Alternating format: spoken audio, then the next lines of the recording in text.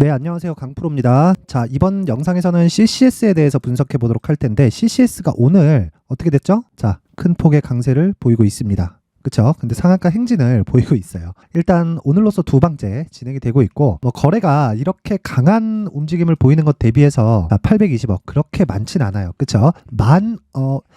거의 한 1000억대 거래에 가까운 정도면 많은 거래예요. 많은 거래인데 이렇게 상한가 이틀째 가는 것 치고는 그렇게 많은 거래는 아니다. 그쵸? 이 정도가 됐으면 추가적으로 더 올라갈 수 있는 상황이 나온다고 보면 되는 겁니다. 그런데 제가 조금 아쉬운 이야기가 있습니다. 그래서 이번 영상을 찍는데, 그리고 그 아쉬움이 어디부터 비롯됐는지, 그리고 무엇보다 이런 부분을 다시 만들 수 있거든요. 이런 아쉬움을. 이 아쉬움을 앞으로 제가 계속 만들 거예요. 왜 계속 만들어야 되는지에 대해서 이번 영상에 꽉꽉 눌러서 담았으니까 시청하시기 전에 구독과 좋아요 부탁드리겠습니다. 자, 시작하겠습니다. 일단 CCS가 상승을 하는 이유는요, 간단합니다. 자, 요 내용이에요. 자, 보세요. CCS 강세, 상온 초전도체, 나비 효과. 그쵸? 초전도체와 연관이 있다. 근데 자, 보세요. 자, CCS가 지금 주총을 예정하고 있습니다. 그리고 10명의 사내 이사와 감사 후보들을 확정했는데, 사내 이사 후보 4명 중에는 LK99, 그쵸? 8월 달에 이슈가 됐었던 LK99 초전도체를 개발했었던 인물이 포함됐다는 겁니다. 그쵸? 이게 초전도체라고 지금 불러도 될지는 모르겠는데,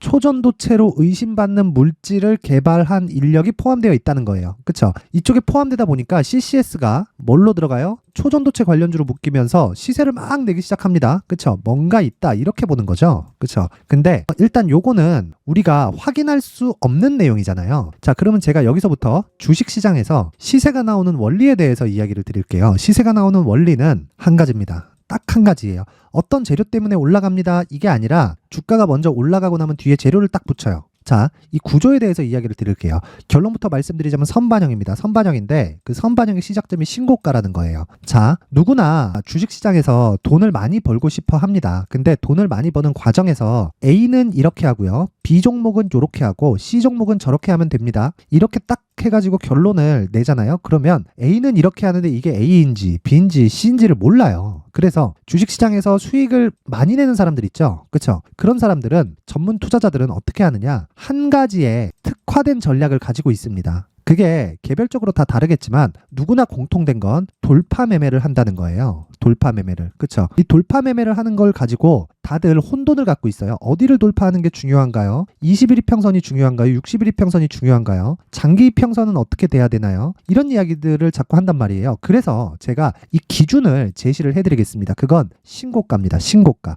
자, 신고가를 달성한 종목 모두는 시세의 속도가 빨라집니다. 단 여기서 조건이 하나 붙는데, 매물 소화 과정을 거쳐야 돼요. 신고가 이후에. 그쵸? 그러면 CCS 같은 경우에는 신고가를 이렇게 만들었죠. 그쵸? 근데 이 구간에서 신고가를 이미 만들고, 자, 보세요. 이렇게까지 딱 보여드릴게요. 신고가를 이미 만들고 매물 소화 과정을 살짝 이렇게 거쳤는데, 이 구간에서는 매매를 못할 수도 있습니다. 왜? 거래가 그렇게 많지 않으니까. 그쵸? 전 거래를 그렇게 막 엄청나게 중요하다고 생각하진 않아요. 그런데 기본적으로 거래 대금 보세요. 뭐 5억대, 4억대 이래요. 그러니까 애초에 소외주였다는 거죠. 그쵸? 근데 소외주에서 지금 거래가 어느 정도예요? 하루에 800억. 근데 시가총액 얼마? 2천억. 유통물량 볼까요? 자, 유통물량 보겠습니다. 유통물량. 그쵸? 대략 한 35% 정도가 묶여 있어요. 그러면 한 60% 정도가 유통물량이라고 쳤을 때 2천억 기준에서 60%면 1200억이죠. 그쵸? 그러면 오늘 시가총액 기준에서 2천억인데 2천억 기준에서 1200억이니까 오늘 유통물량의 거의 한 7, 80% 정도가 한 바퀴 돌았다는 거죠. 그쵸?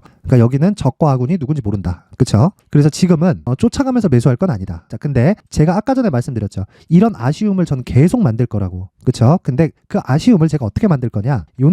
자, 요걸 한번 보여드릴게요. 여기는 지금 강프로의 무료 소통방입니다. 소통방인데, 자, 잘 보세요. 저도 제가 정확하게 여기서 매수를 했거든요. 10월 30일인가 그럴 겁니다. 자, 여기.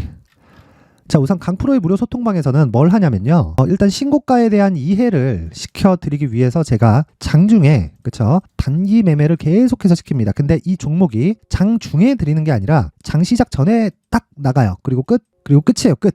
장 시작 전에 딱 나가고. 그쵸? 이게 무슨 얘기냐면, 전날 제가 체크를 해서 이미 종목을 드린다는 이야기예요. 시간 볼게요. 10월 31일. 그쵸? STX 중공 오늘까지 올라갑니다. 그쵸? 오늘까지 올라가는데 오늘 상승폭이 한 2.7% 상승폭이고, RS 오토메이션 이 종목도 보면 거의 뭐 하루에 한 5% 정도 수익권에서 마감이 됐고요. CCS 같은 경우에는 종가까지 보유를 했는데 이때 자 보세요. 시가 2.6% 시작해가지고 고가 21.8 그쵸, 종가 21.05 이렇게 나옵니다. 이렇게. 자 그러면 하루에 20% 가까운 수익이 나왔죠. 그쵸. 근데 저는 이렇게 시가 매매하는 경우에는요 어떻게 들어가냐면 상한가를 가지 않으면 매도합니다. 근데 상한가를 가지 않아도 보유하는 종목이 있어요. 그 보유하는 종목은 뭐가 있어요? 대형주가 뒤에서 밀어주는 종목을 의미를 합니다. 예를 들어서 지금 반도체 같은 종목이죠. 한미반도체가 굉장히 오래 많이 올랐는데 한미반도체가 오른 이후에는 하이닉스의 강세가 뒷받침됐기 때문이다. 그러면 하이닉스가 10월 14일 날 그쵸 또 신고가를 발생시켰기 때문에 저는 지금 반도체 쪽을 반도체 종목을 탑픽으로 보고 있지만 하이닉스를 매매하지 않습니다.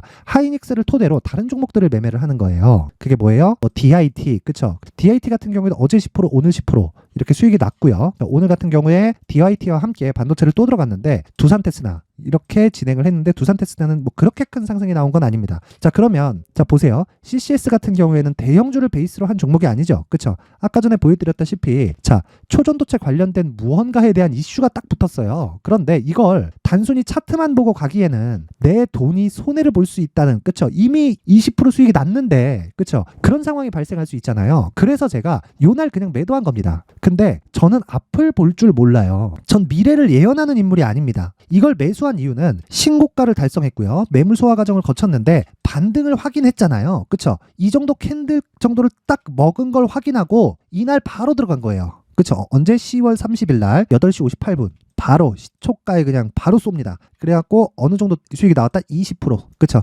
20% 딱 먹고 빠졌더니 이틀 딱 쉬고 상하가 두 방. 그쵸? 아쉽죠? 아쉬운데 여기는 내가 먹을 수 있는 부분이 아닙니다. 이걸 인정을 해야 돼요. 이래야 내가 내 돈을 지키면서 수익을 낼 수 있는 거예요. 그쵸? 자, 그러면 제가 계속해서 단기 매매를 진행한다고 이야기를 드렸는데 예를 들어서 보세요. 상한가를 간 종목들을 보면요. 여기 그 CCS가 나간 날은 10월 30일이에요. 그리고 나서 쭉 내려서 보면 자 여기 10월 31일 아시아나 IDT 나갔죠. 아시아나 IDT 몇 시에 나갔나요? 8시 49분 장시작 전에 나갔죠. 아시아나 IDT 자 내용 확인합니다. 요날 그쵸? 요날 시가 8% 그쵸? 고가 29% 종가 29% 상한가 마감하면 뭐다? 보유한다.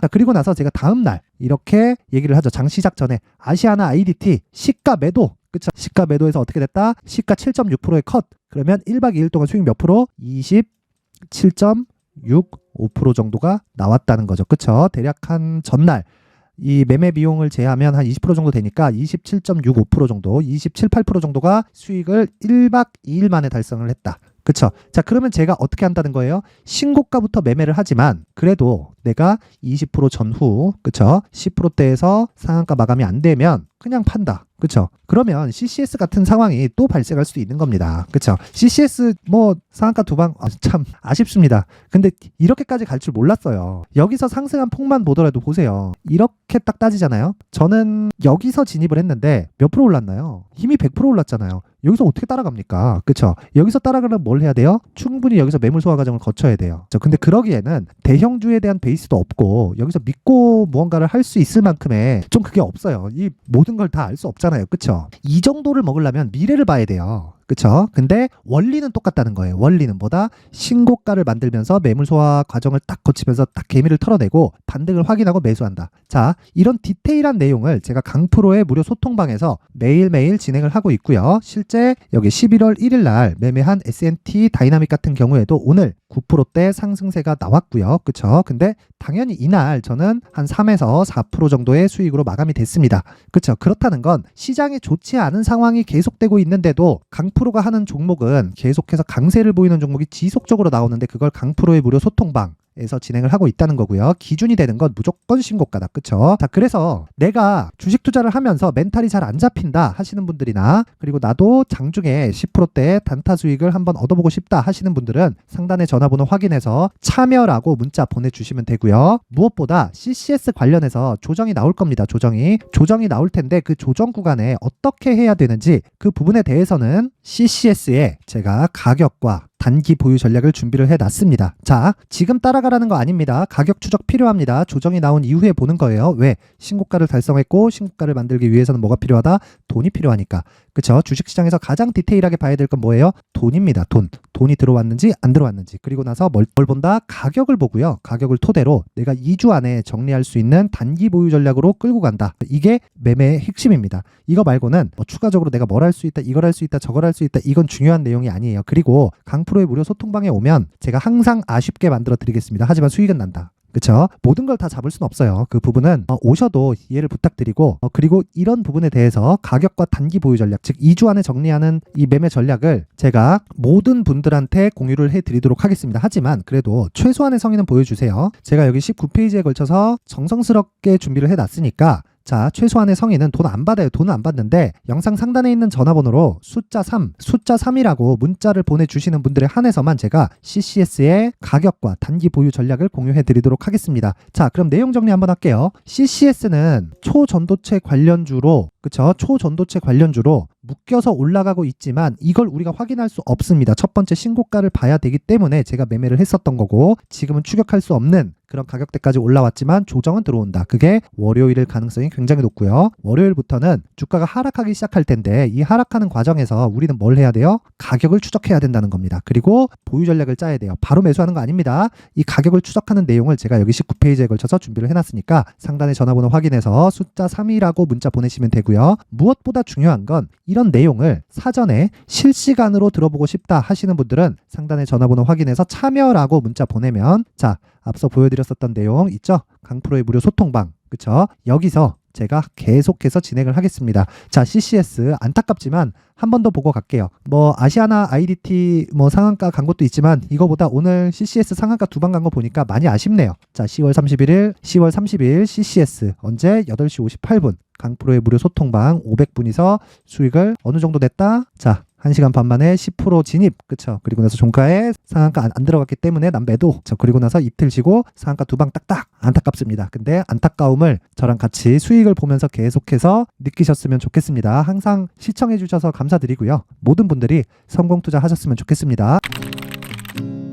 자, 이제 23년도 다 끝나가지만 매매를 하시면서 스트레스를 받으시는 분들이 있을 수 있습니다. 시장이 항상 그렇긴 하지만 그래도 제 구독자분들과 시청해주시는 분들을 위해서 앞으로 차기 주도주가 될 수 있는 대시세 종목을 준비를 해왔습니다. 물론 단타에 목말라 하시는 분들이 있을 수 있습니다. 자, 그런데 단타의 문제는요, 위험관리입니다. 단타에서의 위험관리는 손절 말고는 없기 때문입니다. 자, 그래서 항상 제가 단타는 재능이 필요하다고 이야기를 드리는데, 단타에서의 재능은요, 단순하게 차트를 보면서 단타를 치는 기술적인 문제가 아닙니다. 손절에 대한 심리적인 압박을 이겨내면서 매매를 해야 되기 때문에 장기간 유지하기가 사실상 어렵습니다. 한두 번 해보면 할 수 있는지 없는지 알 수 있을 겁니다. 자, 그래서 단타나 짧은 수익만을 쫓다 보면요, 잦은 손절로 계좌가 망가지는 건 순식간이고요. 그만큼 수익하고는 거리가 멀어지겠죠. 장기간 유지하기가 어렵기 때문입니다. 결과적으로 주식시장에서 돈을 벌기 위해서는요, 어떤 계기를 만들어야 되는데 그 계기는 한 종목에 비중을 실어서요, 수익을 보는 것 말고는 없습니다. 쓸데없이 잦은 매매를 하지 말라는 이야기고요. 그리고 한 종목에 비중을 실을 수 있어야 된다는 겁니다. 그런데 이 비중을 실는 과정에서 성장 산업군에 대한 이해가 필요하다는 겁니다. 이 부분을 반드시 기억을 하셔야 돼요. 자, 이런 성장 산업에 대한 구조와 제가 앞서 말씀드렸던 신고가 그리고 선반영 구조에 대해서 이해를 했을 때 이런 매매를 할 수 있게 됩니다.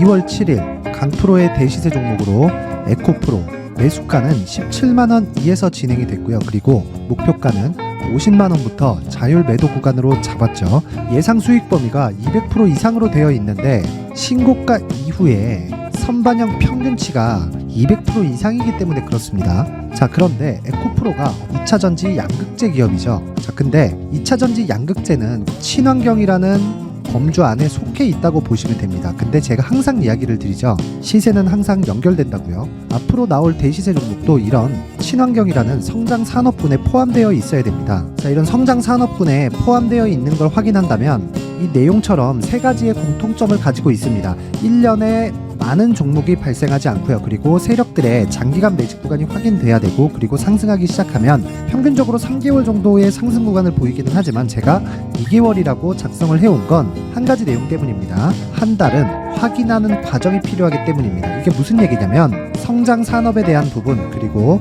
이런 공통점, 여기다가 기술적인 내용을 다 포함을 시키더라도 절대적으로 가격이 우선적으로 반영이 되는 것이기 때문입니다. 에코프로도 마찬가지예요. 이런 내용을 토대로 제가 4분기 대시세 종목을 준비를 해왔습니다. 자, 장기간 하락하면서 최악의 국면을 거쳐왔고요. 이 구간에서 먼저 하락을 했다는 건 앞서 말씀드렸던 내용처럼 고가에 대한 부분이 아니라 저가, 즉 나쁜 부분을 반영한 이후에 신고가를 발생을 시켰다는 건 앞으로 좋을 부분을 반영이 되고 있다는 거죠. 그런데 본격적인 시세는 신고가 이후라고 말씀을 드렸고 지금은 매물 소화 과정을 보내고 있습니다. 앞서 말씀드린 대로 가격 먼저 분석을 끝냈죠. 그리고 나서는 정부 정책의 방향과 맞는지를 체크를 해야 되는 겁니다. 2023년 대시세 종목인 에코프로도요, 정부 정책의 방향에 맞는 종목이라고 볼 수 있겠죠. 물론 이런 종목들도요, 신고가 이후에 시세를 낸다는 건 반드시 기억하고 있어야 됩니다. 자, 이런 내용을 토대로 23년 상반기 에코프로와 같은 대시세 종목을 준비를 해왔습니다. 자, 하반기 대시세 종목은 영상 상단의 전화번호로 대시세라고 문자를 보내주시는 분들에 한해서만 공유해드리도록 할 테니까 영상 상단의 전화번호 확인해서 하반기 대시세 종목으로 큰 수익 내셨으면 좋겠습니다.